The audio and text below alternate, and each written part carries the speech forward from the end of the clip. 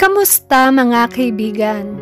Halina at ating pakinggan ang isa na namang kwento na magbibigay sa atin ng inspirasyon, saya at kilig.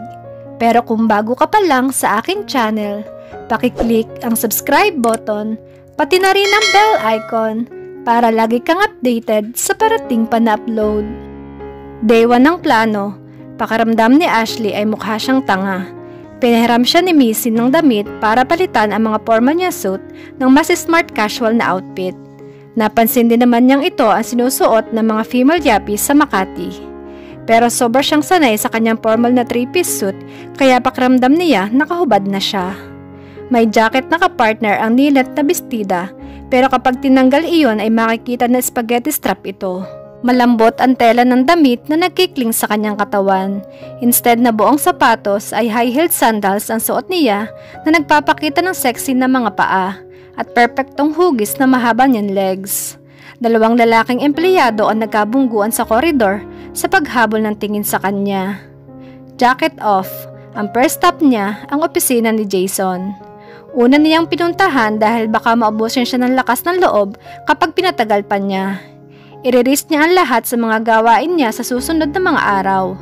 Hinaplos niya ang lagpas balikat na buhok at sumenyas kay Jenny na siya na lamang ang kakatok sa silid ng presidente. Nakangiti itong tumango sa kanya, tanda ng pagpayag. Nakadalawang beses siyang kumatok sa pinto bago narinig ang boses mula sa loob. "Come in." Binuksan niya ang pinto at tumayo sa harapan ng desk nito. Siniguran niyang tama ang distansya niya para hindi maharangan ang view ng kanyang legs. Tumunghay si Jason mula sa kung anong ginagawa sa ibabaw ng mesa nito. At halata ang bahagyang panlalaki ng mga mata nito bago palitan ng pagkunot ng noo. "Yes? Hindi mo ba ako pauupuin muna?" she asked sweetly. Lalong kumunot ang noo nito. "Sit down." Sharp ang pagkakasabi nito ng mga katagang iyon. Nabawasan ng confidence ni Ashley pero hindi nawala ang ngiti sa labi niya. "Thank you, Jason. I mean, Mr. Miranda." Sinadya niya ang pagkakamaling iyon. Naalala niya ang sinabi nito dati na he liked the sound of his name kapag siya ang nagsasabi. "What do you want, Ashley?" "Ashley?" Tinawag siyang Ashley? Good sign yata iyon. Pinigilan niya ang sarili sa pagtatanong kung okay lang na magtawagan sila ng first name. Ayaw niyang i-push ang swerte niya. "Iniisip ko lang kung kailan ka available." Nakataas ang kilay ng binata sa tanong niya. "Available for the interview." Ibig kong sabihin, akala ko ba itatanong mo sa sekretarya ko ang availability ko? I'm a busy man, kaya may sekretarya ako. Ouch! Semplang ka agad.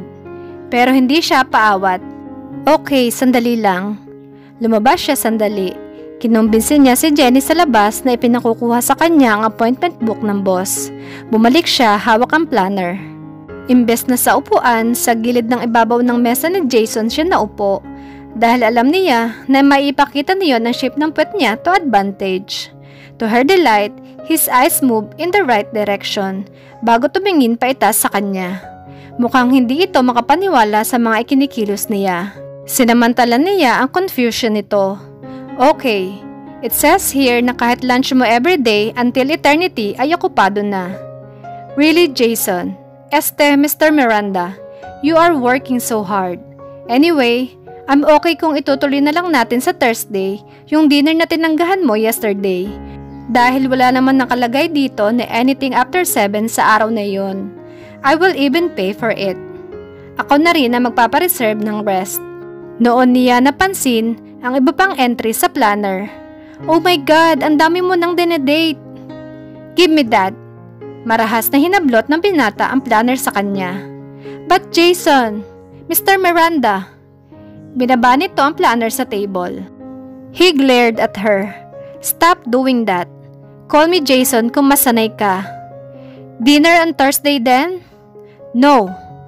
Of course, pwede naman siyang maghintay. After all, 3 weeks ang ibinigay sa kanya ng kumpanya para sa trabahong ito at malapit na siyang matapos. In fact, iyong interview na lang and she could already complete all evaluation requirements. Pero hindi yun alam ni Jason. "I'm sorry but I have a job to do. Kailangan ko maipasa ang first batch ng report ko by Friday. Integral part yon ng interview sa'yo. Of course, hindi yun totoo. Isang report lang ang kanyang ipa-file at kailangan lang yun pagbalik pa niya sa Amerika. Ginamit niya lamang isang bagay na alam niyang papansinin ng lalaki. Ngumiti ito sa isang sarkastikong ngiti. Oh, so this is what it's all about. Kahit ano, to get what you need. Pasalamat ka, I want franchise of that hotel too much. Alright, dinner on Thursday. Tumayo si Ashley. Napanalunan niya ang round 1. Hindi madali. Nasaktan pa rin siya sa round na iyon. Pero ang mahalaga, they had a date. Isinuot uli niya ang jacket na makabalik siya sa sariling opisina dahil nilalamig na siya. Pathetic na kung pathetic, pero kung kailangan siyang magkapulmonya para lang mapansin ni Jason, so be it. Maaga siyang lumabas ng opisina ng araw na iyon para mag-shopping ng mga bagong damit. Pati na ang forced de resistance na isusuot niya sa dinner sa Huwebes ng gabi. Kinaumagahan, isinuot niya ang isa sa mga damit ng bago niyang wardrobe at tinernohan ng paboritong pabango. May balidong rason o wala ay pumapasok siya sa opisina ni Jason para magtanong. Naging paborito niyang linya ang Jason, can I ask you something? Pakiramdam niya, kung hindi pa siya titigil ay magiging permanente na ang kunot noon ng binata.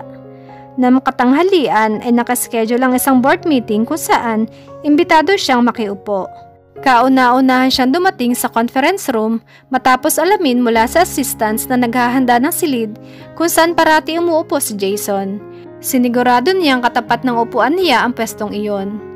Nangangalahati na ang meeting nang mariles niyang sadyang iniiwasan ng binata na tumingin sa direksyon niya. Ang mga board members naman ay walang ganoong convulsion. Lahat halos ng mga ito ay nahuhuli niyang sumusulyap sa kanya ng tingin. After all, may kababaan ang neckline ng kanyang blouse. Ginamit niya na lahat ang alam niyang innocently alluring poses ay hindi man lang niya napukaw ang atensyon ng binata. Instead, ang kanyang katabi yata ang nakakasagap ng signals na ipinapadala niya para kay Jason, kaya napapansinan niya na palapit ng upuan ito sa kanya. Nag-lean pa ito towards her para bumulong. Kung ano man ang ibig nitong sabihin ay hindi na niya naintindihan dahil nang sandaling lumapit ang mukha nito sa kanya ay biglang napatigil si Jason sa gitna ng pinepresenta sa board. Ibinaling nito ang nagyayelong tingin sa lalaking katabi niya. Jonas, do you have anything to say to the board? Parang estudyanteng nahuli ng teacher ang sinasabihan. Bigla itong natigilan. Nan, I just, Hindi na nito pinatapos ang sagot ng lalaki. Then I suggest you listen because I do have something important to say. Noon pinaniwalaan ni Ashley ang sinasabi sa mga nabasa niyang press release na Jason Miranda was known to make even grown men shudder in his boardroom. Jason was the boss here and he knew it. And everybody knew it. Walang pwedeng magduda roon habang tinutuloy nito ang sinasabi sa board in his achingly familiar beautiful voice na ngayon ay nagdadala ng kapangyarihan at confidence. Nang matapos ang board meeting ay isa-isa nang nag-alisan ang mga miyembro. Inayos ng dalaga ang dalang mga gamit. Ashley, can you stay? Ani Jason sa kanya. Hope springs eternal. Nagkaroon siya ng pag-asa dahil sa paghihintay nito sa kanya. Pero kagad ding nawala iyon sumunod na sinabi nito nang silang dalawa na lang ang natitira sa conference room. Miss Fernandez, simula nito. Kung hindi mo napapansin, singit niya. Kahapon mo pa ako tinatawag na Ashley.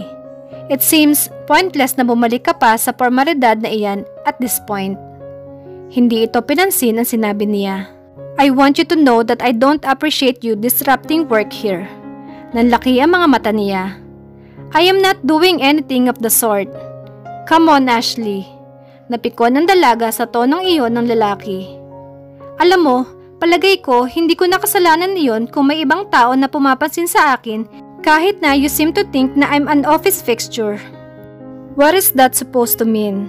Nagahamon ang tingin na binigay niya rito. Why are you asking me? Why are you being difficult now?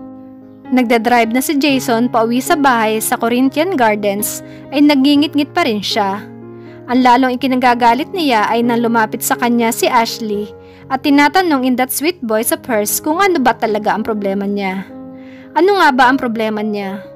Ang problema niya ay hindi niya mapigilan ang reaksyon ng kanyang katawan kapag nasa paligid ang dalaga. That's what. Mukhang hindi lang naman siya ang ganoon. Halos lahat ng miyembro ng board, including his 60 years old uncle, ay umaaktong parang mas pipiling iuwi si Ashley kaysa makinig sa meeting. At ang Jonas na yon, he almost imagined kung anong itsura ng lalaking yon kung susuntukin niya ang ilong papuntang tenga. Maliri na nagpaiwan siya mag-isa sa conference room kasama si Ashley. Kung aaminin niya ang katotohanan, ang gusto niyang gawin ay halikan ito hanggang pareho na silang hindi makapag-isip ng normal. Instead, pinagsabihan niya ito na kung iisipin niya ngayon mas objective na ang kanyang utak ay isa ring pagkakamali. Tama ang dalaga, hindi nito iyon kasalanan. Wala nga naman itong ginawa maliban sa dumalo sa meeting na iyon. And to be sexy as hell in that damn dress. Muntik nang sumabit ang sasakyang dinadrive niya sa biglang pag-ikot niya ng manibela dahil muntik niyang malampasan ang entrance ng subdivision. Damn you, Ashley, you will never get to me again. I won't let you. Sa pagkakataong iyon, mas less convincing na ang pagkakasabi niya sa sarili ng mga salitang iyon. Hanggang kailan nila itatago ang nararamdaman sa isa't isa? Makaiwas pa kaya si Jason sa malalambing ng ngiti ni Ashley? Sabay-sabay nating alamin sa susunod na kabanata ng ating kwento. Maraming salamat!